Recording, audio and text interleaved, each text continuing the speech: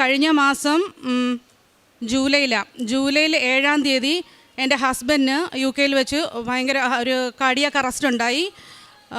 ഞാനന്ന് ഡ്യൂട്ടിയിലായിരുന്നു, എനിക്ക് night shift ആയിരുന്നു. അപ്പം എൻ്റെ ഹസ്ബൻഡ് എന്നെ വൈകുന്നേരം വിളിച്ചിട്ട് പറഞ്ഞു, ഇതേപോലെ എനിക്ക് നെഞ്ചുവേദന എടുക്കുന്നുണ്ട്, നെഞ്ചുവേദന വന്നിട്ട് താടിയലിലേക്ക് ആ വേദന ഇങ്ങനെ വരുന്നുണ്ട്, വന്നും പോയി നിൽക്കുകയാണ്.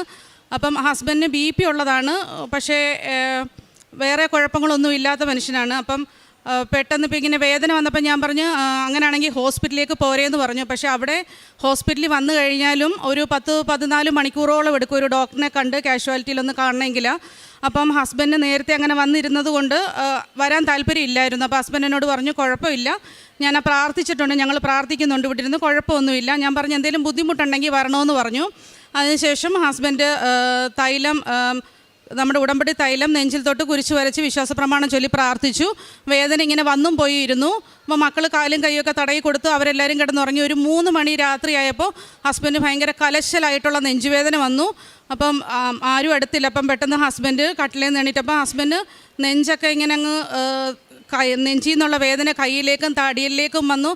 ഹസ്ബൻഡ് ശരീരം വല്ലാതെ വന്നപ്പോൾ ഹസ്ബൻഡ് പെട്ടെന്ന് വന്നു മാതാവിൻ്റെ രൂപത്തിൻ്റെ മുമ്പിൽ വന്ന് തൈലം എടുത്ത് നെഞ്ചിൽ കുരിശ് വരച്ച് വിശ്വാസപ്രമാണം ചൊല്ലി പ്രാർത്ഥിച്ചു. എന്നിട്ട് മാതാവിൻ്റെ മുമ്പിലെ സോഫയിൽ കിടന്നു. എന്നിട്ട് മാതാവിനോട് പറഞ്ഞു,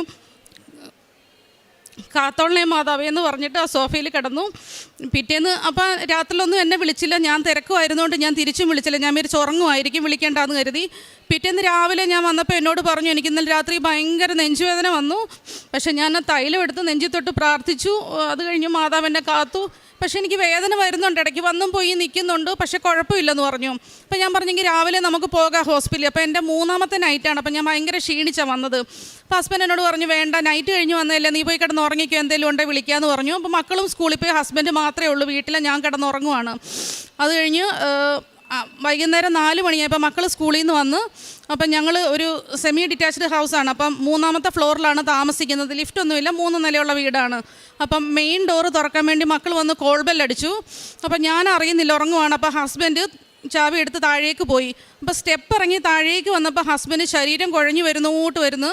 അപ്പോൾ ഹസ്ബൻഡ് പറയുന്നത്, ഇങ്ങനെ ശരീരത്തു നിന്ന് കാറ്റൊക്കെ ഇങ്ങനെ ഇറങ്ങിപ്പോയിട്ടങ്ങ് കാറ്റോ എന്തൊക്കെയോ അങ്ങ് ശരീരത്തിൽ നിന്ന് പോയിട്ട് കുഴഞ്ഞങ്ങ് സ്റ്റെപ്പയിലോട്ട് വീഴുക ഹസ്ബൻഡ്. അപ്പോൾ ഹസ്ബൻഡ് സ്റ്റെപ്പയിൽ അവിടെ അങ്ങ് ഇരുന്നു. അവിടെ ഇരുന്നിട്ട് നെഞ്ചിൽ കൈവച്ച് പ്രാർത്ഥിച്ചു, മാതാവേ കാത്തോളണേ എന്ന് പറഞ്ഞ് പ്രാർത്ഥിച്ച് വിശ്വാസപ്രമാണം ചൊല്ലി അവിടെ കുറച്ച് നേരം ഇരുന്നപ്പം മക്കൾ ഡോറിന് പുറത്താണ്, ഞാൻ റൂമിൽ കിടന്ന് ഉറങ്ങുകയാണ്. ആ ബിൽഡിങ്ങിൽ വേറെ ആരുമില്ല, എല്ലാവരും ജോലിക്ക് പോയേക്കുവാണ്. ഹസ്ബൻഡ് ഒറ്റയ്ക്ക് ആ സ്റ്റെപ്പിലിരിക്കുക. അവിടെ ഇരുന്ന് പ്രാർത്ഥിച്ചു. അത് കഴിഞ്ഞ് ഇച്ചിരി കഴിഞ്ഞപ്പോൾ ഹസ്ബൻഡ് എണീറ്റു പോയി ഡോറ് തുറന്നു കൊടുത്തു. അപ്പോൾ മക്കൾ